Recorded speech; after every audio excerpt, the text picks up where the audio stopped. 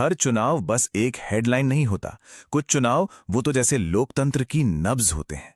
तो आइए आज हम मध्य प्रदेश की पठारिया सीट के जनादेश की गहराइयों में उतरते हैं।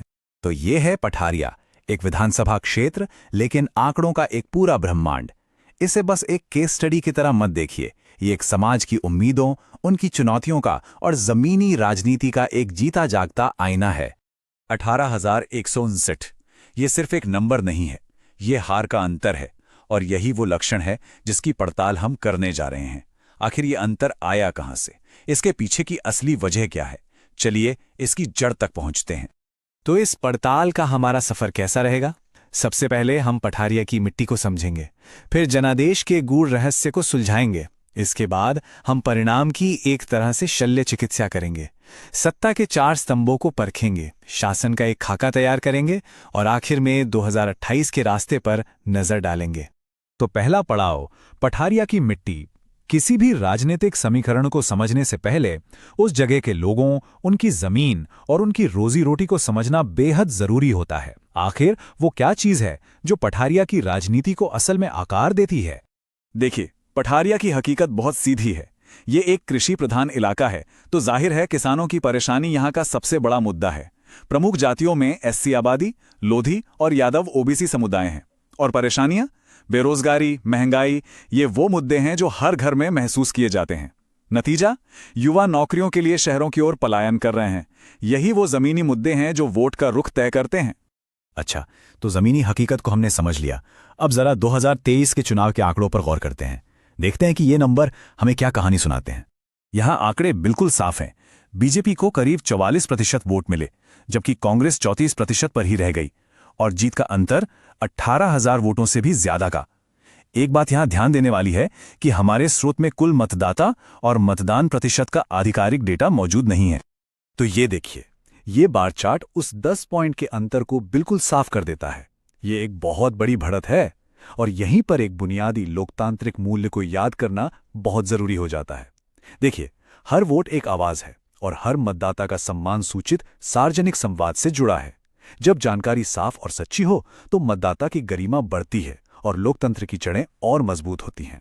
2023 का ये नतीजा कोई अचानक हुई घटना नहीं है। इसे समझने के लिए हमें पठारिया के चुनावी इतिहास में थोड़ा पीछे जाना होगा।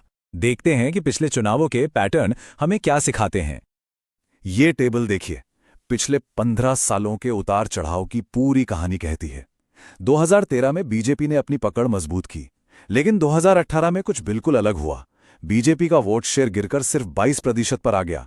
और फिर 2023 में एक जबरदस्त वापसी, सीधा 44% पर। ये जो अस्थिरता है ना, असली कहानी इसी में छुपी है। तो ये है कहानी की सबसे दिलचस्प कड़ी। 2018 में बीएसपी को लगभग 24% वोट मिले थे। ये एक साफ विरोध का वोट था। सबसे बड़ा सवाल यही था कि 2023 में ये वोट किधर जाएगा। और आंकड़े बताते हैं कि ये वोट कांग्रेस की तरफ नहीं गया, इसका एक बड़ा हिस्सा वापस बीजेपी के खाते में चला गया। और यही वो निर्णायक मोड़ था जिसने 2023 का नतीजा तय कर दिया। किसी भी राजनीतिक अभियान की सफलता को हम 4 स्तंभों पर परख सकते हैं। इसे हम चतुर्मुख सिद्धांत कहते हैं, जो एक रणनीतिक ढांचा है। चलिए इसी फ्रेमवर्क का इस्तेमाल करके अभियान की ताकत और कमजोरियों का आकलन करते हैं। पहला स्तंभ है चुनावी गणित। यहां हमारी रेटिंग उच्च है, क्योंकि अगर गैर बीजेपी वोटों को एक साथ लाया जाए तो जीत की संभावना बनती है। लेकिन इसमें एक बड़ी चुनौती है, बीजेपी का मजबूत मोमेंटम। अब आते हैं दूसरे स्तंभ पर, संगठन। और यहां रेटिंग निम्न है। ये एक बहुत बड़ी एक प्रणालीगत विफलता है। बूथ स्तर पर संगठन का बिखराव और कार्यकर्ताओं का ठंडा पड़ा जोश, ये किसी भी अभियान की सबसे बड़ी कमजोरी होती है। याद रखिए, चुनाव रैलियों में नहीं, बूथ पर जीते या हारे जाते हैं।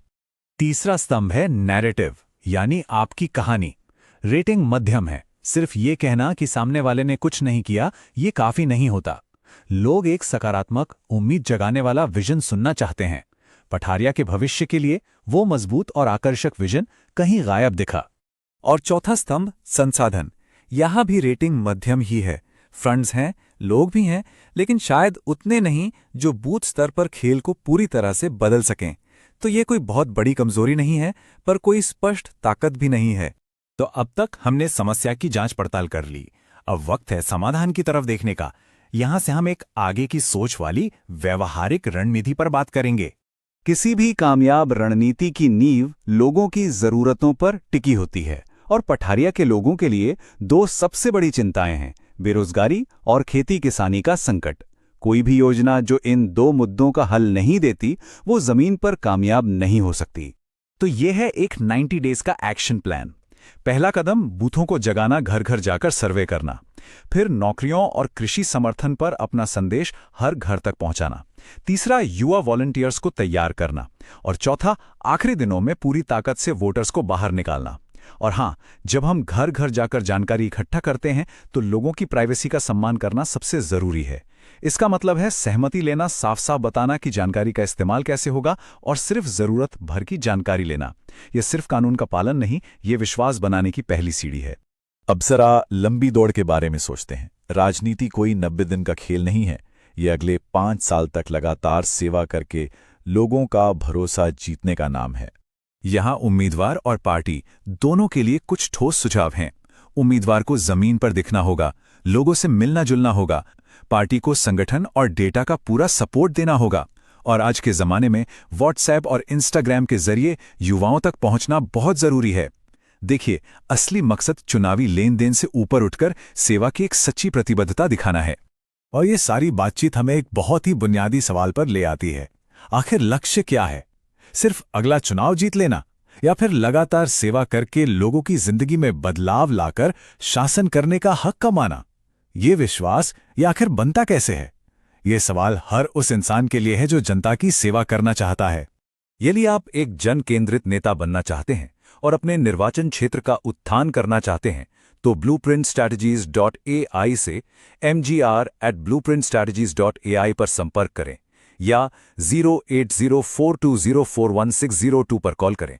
राजनीति से परे एक उद्देश्य।